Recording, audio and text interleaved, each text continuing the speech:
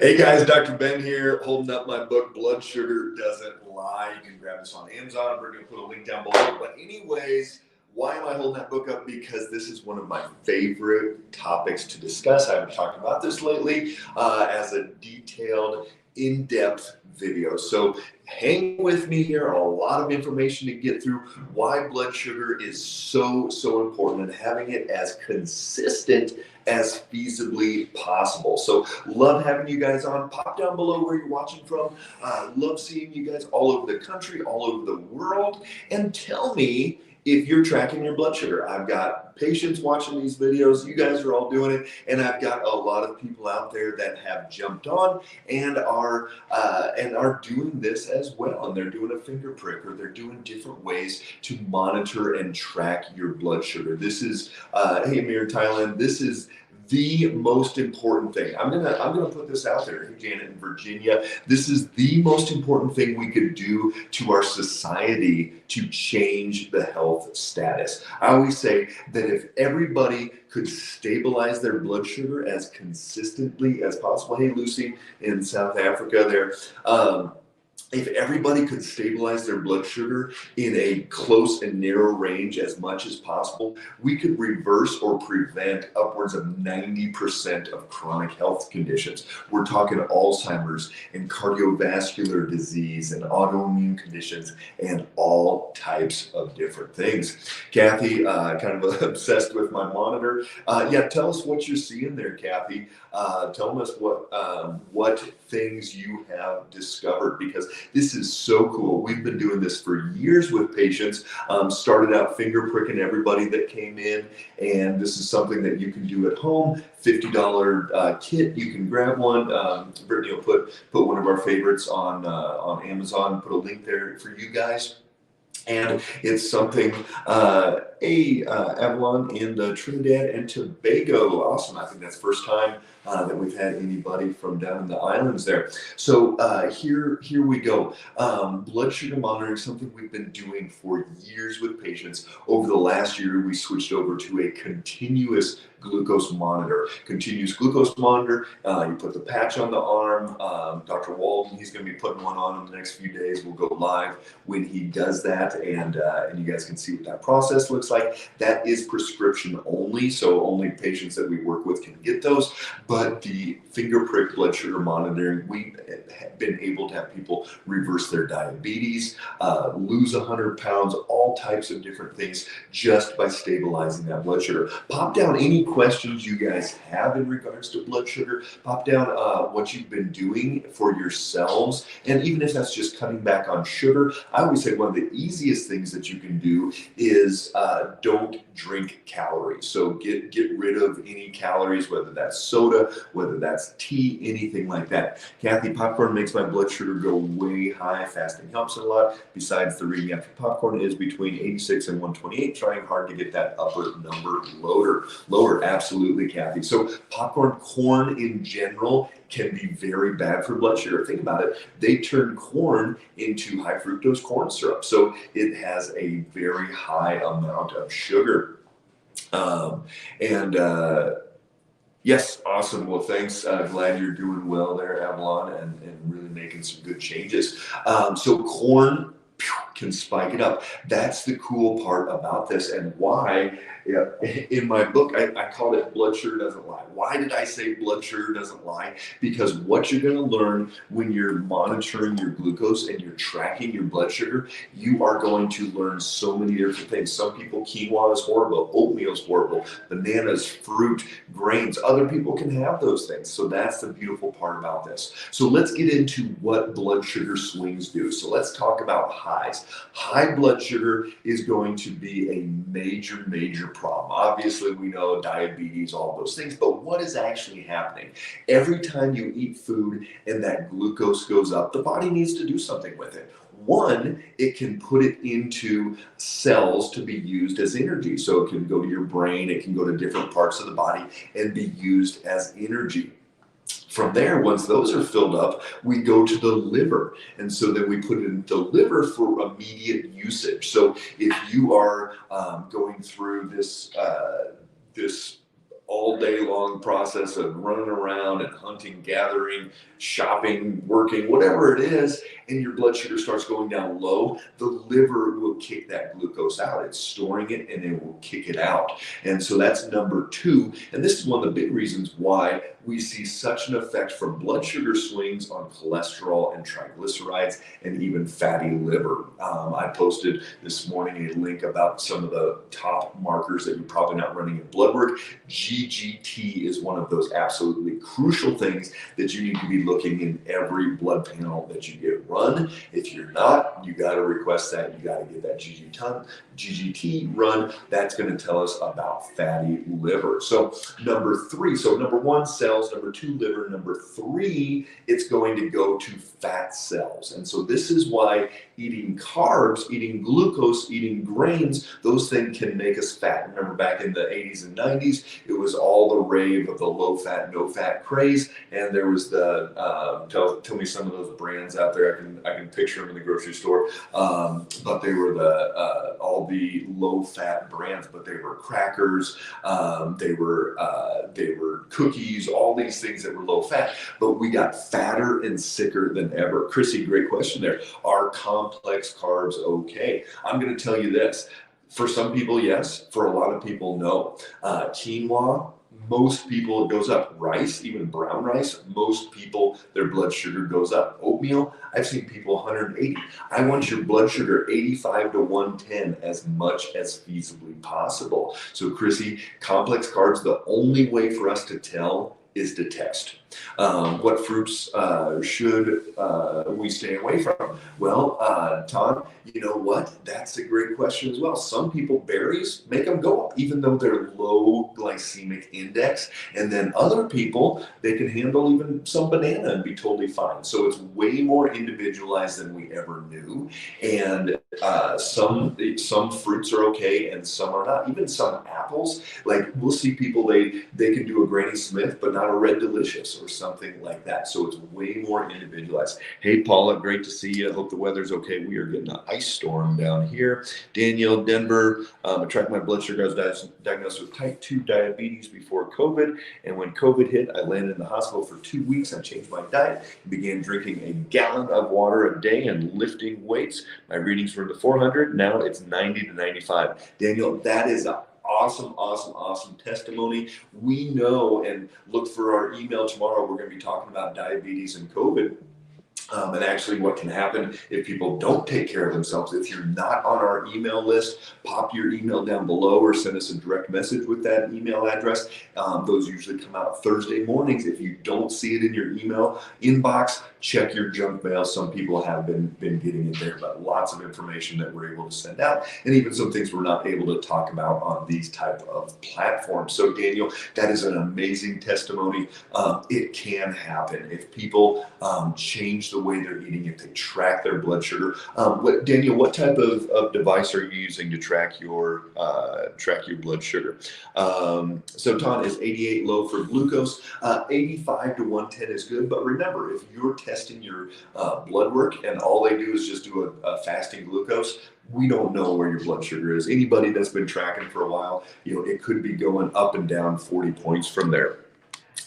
When one starts tracking glucoses from Sandy, when are the best times to take readings? If you're doing a finger prick, I like about 45 to 60 minutes after that meal. So this is going to be the time would give that blood sugar a chance to rise. Probably isn't coming down yet. Is it perfect? No. Some people, all patients, they'll hit 190 and back to 110 in an hour. But this is going to be a good general reading. It's not quite like the continuous glucose monitor where you can just see it the whole rise and the whole drop. But if you're finger pricking 65 or 45 to 60 minutes afterwards, and then maybe 3 or 4 hours after a meal to see if it's starting to crash down. So great question there, Sandy. Will intermittent fasting affect blood sugar, Lucy?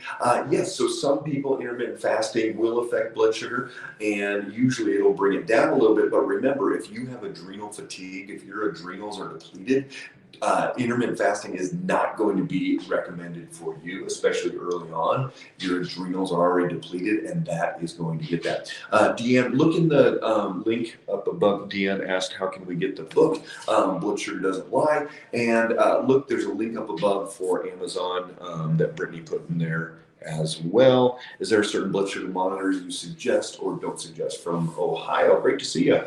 We very low carb. I get 15 to 20 carbs per day. You know what, Lisa? That may be not necessary, and it actually may not be beneficial for your body to get that few of carbohydrates. That's the great part about doing blood sugar monitoring. Brittany has a link as well on there for Amazon's monitor that we like in there. And so you might be able to get away like Dr. Perlmutter, he wrote Grain Brain, he says that 60 to 80 is a great number. Well, some people that's too many. Other people, they do well in that range, but 15 to 20 is pretty darn low. My concern would be that you may actually be dropping and going too low as well. Let me get through. Okay, good. And now, okay, here we go. So high blood sugar, when that goes up, it goes cells into the liver and then into fat cells. This is why stabilizing your blood sugar is such an effective tool at losing body fat. If your body doesn't have extra glucose coming in, it doesn't need to do anything, and it doesn't need to store it like that. So it's also going to cause insulin to spike up when that blood sugar goes up too high. Insulin kicks out, pulls glucose out of the bloodstream, and insulin is great. If you don't have insulin, you're type 1 diabetic and you got to be on a pump and all that.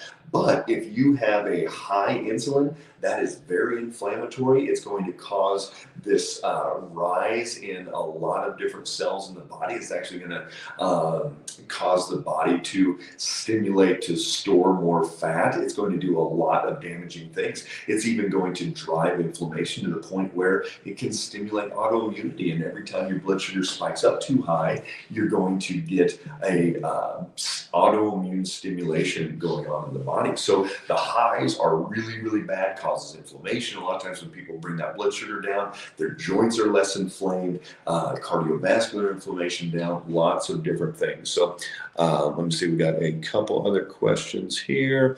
Dairy, Deanne, odds are if you ate some whole fat, cream on the top, plain yogurt, it's probably not going to spike your blood sugar and you're probably not going to crash. But if you're eating a little cup of 40 grams of sugar, you'll play, absolutely, that will go up.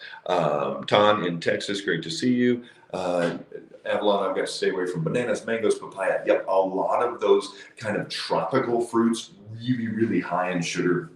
Most people cannot eat those, especially in the dehydrated form. So if you're eating a lot of dried fruits, things like that, you definitely need to stay away there. Kathy, that's something I learned. One of the guys in my office is a diabetic, and it amazes me what affects his versus mine. They can be vastly different. We'll have spouses that can eat two totally different diets, and some can eat some rice, the other person can't. Some can eat fruit, the other one can't. So it's very, very individualized. Leslie, any recommendations for a reasonably priced continuous glucose monitor? Again, look in the comments here. We have a link in there as well, and they're $40-$50. It's not bad. Franklin, I know this is not nutrition related, but interesting. I've noticed over the years that people who smoke or chew like to do so after eating. It appears that absorption of nicotine occurs while blood sugar and insulin rise. That's interesting. I haven't seen that. It makes sense that your body's going to open up that bloodstream, and we're going to want to absorb as much nutrients as we can. That linked me to a blood sugar monitor. So Deanne, there's two links that she put up. One's a blood sugar monitor. The other one is to my book. So Brittany, can you respond to Deanne specifically there? Give her that one. Okay, this is Pamela. I recovered from COVID, mainly had GI symptoms, became dehydrated, and had to go to ER. It's important to keep the gut health good. My sugar has been borderline 97 since I had the COVID. It was 112 in hospital blood work. Yes. So here's the deal. Look for our email tomorrow, and we are going to go over in depth why that blood sugar is being affected post-COVID. So high blood sugar is bad. Inflammation stimulates autoimmune, gain weight, all these different things. Low blood sugar has just as many problems as well. So many people out there are just thinking about blood sugar is high, but you need to be thinking about low blood sugar as well. I always say the number one stressor to the adrenal glands is actually those blood sugar swings, but especially the dips. So anytime your blood sugar goes low, you are stressing out your adrenal glands. So even patients that come in like, I'm a pretty relaxed person, but if their blood sugar is swinging all over the place, especially going low, you're going to have more problems with inflammation as well, but also the adrenal glands. It's going to drive that cortisol, epinephrine, norepinephrine, and that's going to stimulate autoimmunity as well. So every time your blood sugar goes up too high, and every time that blood sugar goes down too low, you are revving up that immune system and you are destroying more tissue. So you've got to stabilize. If you have autoimmune, you have to be tracking your blood sugar. You have to know where it's at, because if you're hitting 140, if you're hitting 70, you are destroying more tissue, period. So how important is it? It's very important. I've got a whole chapter on autoimmunity in my book. So lows are going to drive those adrenals. It's going to make us spacey, hangry, lightheaded, dizzy, all those different symptoms of low blood sugar. And that's going to affect the brain, and we're not going to be getting that consistent stream like we're supposed to. So what do you need to do all day long? You need to keep that blood sugar as steady as feasibly possible, meaning even in the 85 to 110 range. Yes, some people, they'll bump up here or there, but keep it as steady as possible in that lower range. But here's the deal. Even if I was just talking to a patient in Tennessee the other day, and even if you're 100 to 120 all day long, a little bit higher than we like, but as long as you're steady, that is the most important part. It's the variability that's going to cause lots and lots of problems. So, Lena, good morning. I've been on vacation for my birthday week. Happy birthday. Tried chaga tea, fresh made with raw samples and a few collagen powder. I see improvements, but would like to see your thoughts on these. As far as blood sugar goes, just check it and see. So collagen, what is your blood sugar do with that? Probably going to be okay. Chaga, probably going to be okay. Those are probably going to be okay. It's when you start adding in honey, maple syrup, sweeteners, those things, it will go up. So, Ton, is berberine a good supplement to take for glucose control? Here's the deal. I haven't given out a blood sugar supplement in months, if not years. Honest. We do not give out blood sugar supplements very often at all. Why is that? Because once you start tracking, once you start monitoring your blood sugar, you don't have to take cinnamon and berberine and alpha lipoic acid and all of these different things. It just doesn't have to happen. You can do this even if you're type 1 diabetic, even if you're type 2 diabetic, you can keep your blood sugar very, very steady. I've got a type 1 diabetic right now, and he can keep it between 120 and 160, 90% of the time, all day long, just with food. It's pretty amazing. So berberine, it could, if you're doing everything right and need a little support, that's okay.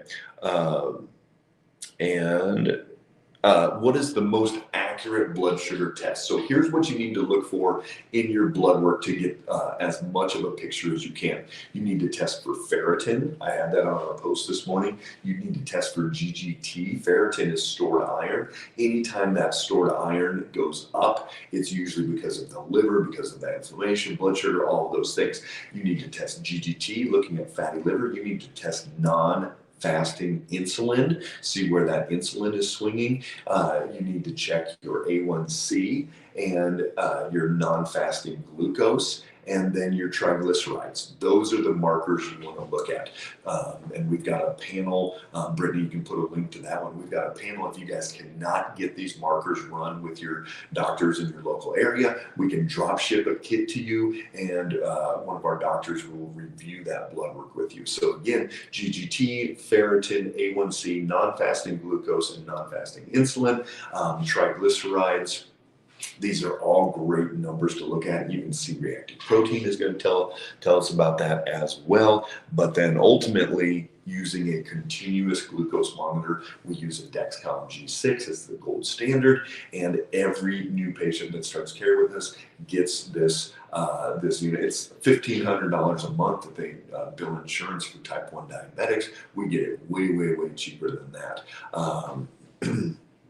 Okay, when, how often? So, Katie, we talked about this earlier, but what we're looking at is 45 to 60 minutes after a meal. Want to catch that rise, and then 3 to 4 hours later, see if it's dipping down. And anytime you feel weird, do you feel tired, spacey, anything at all, check your blood sugar and see what's going on there. My fasting blood sugar was 88 at my appointment in November, but A1C was 5.9 and has been that for several years. MD was not concerned for that reason. I am 63, very active. Is that okay? So Lisa, no, that is not okay. 5.7 is pre-diabetes. 5.9, somebody is creeping into diabetes. Remember, A1C is just the average of the last 3 months. So it's not telling you what your range is. You might be hitting 160, but at that moment in time you did your blood test, you were 88. So that one number, that fasting glucose number, really has nothing to do with your average and how high you're going. So you've got to test, you've got to figure out why that blood sugar is going up and why it's going down. But 5.9, absolutely too high. I like it 5.1 to 5.3. That's going to be an optimally healthy range regardless of whether you're 63 or 43 or 23. It needs to be in a lower range. You are right on the cusp of being diabetic. I wouldn't be surprised if you're hitting 140s, 50s, 60s when you start checking your blood sugar. So should you lose sleep? No, but should you be concerned and take some action? Absolutely. Let's check a few things here. All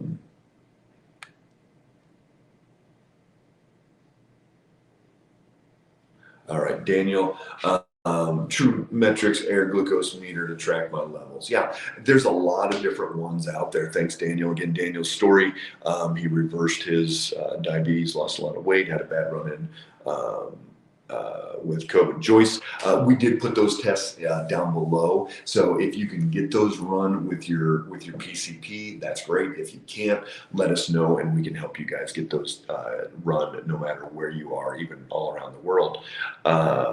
Monica, I've been monitoring my blood sugar for a few days and my blood sugar hasn't gone below 100. So Monica, absolutely, that is too high. We want your blood sugar 80s to 90s most of the time. So if it's not going under 100, you probably have a little bit of insulin resistance, and if you're just not pulling that glucose out of the bloodstream. So it will take time, but the more steady you get it, even if you're 100 to 110 all day long, I would rather that than going to 100 to 140. So you've got to give it time. It will start coming down, but ultimately get that blood sugar as steady as possible. But hey, first step is learning, and that's really what it's all about, is how can you track and monitor. And once you have data, just like this one here, this is a Aura ring, and my wife got that for me for Christmas. And so it tracks sleep, tracks heart rate variability, readiness score, a lot of different things. So if we have data, then we can do things. Just like we talked all along about COVID and all these things, we've got to have accurate data. Lisa, getting that monitor, awesome. Franklin, for a lot of body chemistry, it appears there is a ceiling and floor level range for optimal performance and keeping blood sugar, liver enzymes, neurotransmitters, vitamin levels, etc. Within that range, the body does well. Yep, absolutely. And so it's not about, oh my gosh, it's, you're going this high or that low, but it's really about where it's optimal for you and keeping things as steady as possible. Because when blood sugar goes up, when it goes down, it really stresses out the body. We get a lot of red alerts and flags going off and sirens and all kinds of things. And that stresses the body a whole lot. Joyce, is there a better choice than metformin for blood sugar control as far as meds? Yeah, here's the deal, Joyce. Metformin is not a very good medication as far as side effects. I've seen so many people come back with side effects from metformin and say, oh my gosh, I'm never taking that thing again. So I would not recommend metformin. About the only time that would be is if somebody's like full blown, they're not going to make changes, they're not going to do anything different with their diet, then maybe go down that path of metformin. But yes, there is a better choice, and it is monitoring your blood sugar. We have people that have gone from 6s, 7s, 8s on their A1Cs down into the 5s, reverse diabetes, type 2 diabetes, even in 6 to 8 weeks, get off of insulin, all types of different things. Type 1 diabetics can actually even stabilize their blood sugar in a very, very good range. We've had people, type 1 diabetics, down to 5.7, 5.8, 5.9, staying 120 to 160 all the time. The only time they go over 200 is if they are eating something that they know they're not going to do well with. So, absolutely, there are much better options out there as far as medications go. I don't, that's a whole nother story, but I wouldn't recommend thinking about any medication as the solution to blood sugar control. There's no such thing. What's going to control it is what you're putting in your mouth, how often, doing all those different things. So, would anemia affect blood sugar? Not necessarily, but if you've got anemia and your blood sugar's off, you're in a bad state, because the brain needs consistent stream of oxygen and glucose. And if your blood sugar is jacked, and if you're anemic, you're not getting oxygen or glucose to the brain. So you're having some major issues there. Absolutely, you've got to get that anemia figured out too. What are the, Wendy, I'm assuming bad effects, not good effects? I've been prescribed it for cancer. So here's the deal, Wendy. Cancer feeds on sugar. So whoever prescribed that is probably looking at, hey, let's get your blood sugar as low as possible, get it as stabilized as possible. But here's the deal. Start changing what you're putting in your mouth. There's lots of research now showing that cancer is a metabolic disease. It is not a genetic, that's not the cause of cancer, it's metabolic. So get your blood sugar as steady as possible. You don't need metformin to do that. People do not need, I'm not telling you to get off metformin, that's what you got to talk to your prescribing physician, but people do not need metformin. Metformin does not stabilize the blood sugar. What you're putting in your mouth stabilizes the blood sugar. Way more effective than any drug, any supplement, any herb, anything else out there. So yes, get your blood sugar lower, get it stabilized, but I would say if you're having to take metformin to do that, you're still not eating the way you need to be eating. Do you have a plan that you recommend to get off meds? This is from Joyce. So we work with patients all the time. My goal is to get people taking as little as needed to get the desired result, whether that's medication, supplement, herb, whatever it is. Take the least amount you need to get the desired result. If somebody needs vitamin D and they have their sauna, like we talked about last week, and they're getting their far infrared and it's bringing their vitamin D up, and then they only need 2,000 a day of vitamin D instead of 10,000, that's great. Let's take as little as possible. But same thing here as well, is that yes, we do have a plan. That plan is looking in depth at your blood work, looking at those markers and seeing which systems are out of balance, and then just starting with that checklist and going, okay, through liver, through gut, through the insulin resistance, through the bad bacteria, the microbiome, all these different things, and we just go step by step through that process. And that's how we get people to reverse their diabetes, to stabilize their type 1, all these different things. But yes, it has to be a plan and a process. It starts with glucose monitoring, and especially that continuous glucose monitor for anybody that works with us one-on-one. They get that, and they're able to look every 5 minutes. You see exactly where that blood sugar is. Continuous glucose monitoring is an absolute game changer, and we love being able to do that with people. So great question. All right, guys, I'm going to jump. If you've got questions, pop those down below. If you're watching this later, ask questions below as well. We monitor the page all the time and can give you feedback and answer your questions. Remember, look for that email tomorrow to come out, as well as If you do not have your email on our email list, pop that down below and we can get you on that and get you all the information that we possibly can. All right, guys, take care. Make it a great day.